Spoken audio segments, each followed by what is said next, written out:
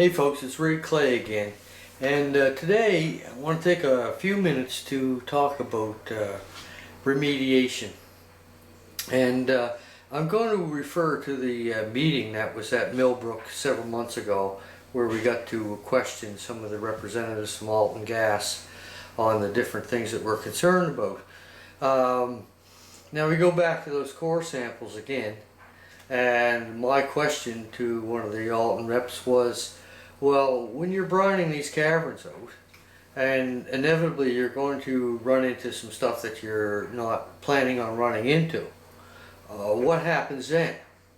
And his answer to me was, well, we do testing. Well, they do testing, but what happens after the testing? Let's say for example, they end up with their storage pond full of a toxic material that they weren't expecting levels of. Does that go into the river? Where does it go?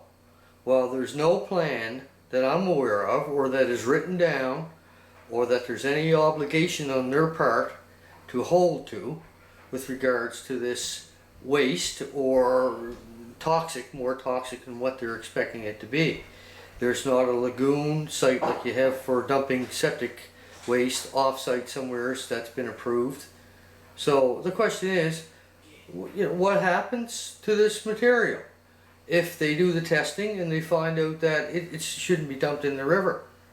Does everything stop and then it's taken away, evaporated for remediation, or put into somewhere's a lagoon that it's safe somewhere's out in the middle of the woods, let's say, or an approved septic site or whatever? Who knows? But what is done with it? Remediation. No plan. Again, there's not planning for the inevitable that's going to happen. They are going to run into materials that are other than just the pure clear salt that they're talking about. So that's one of the remediation issues. That's something to think about. No plan of action. Anyway, that's all for this one. I'll be back to talk again about some other remediation issues.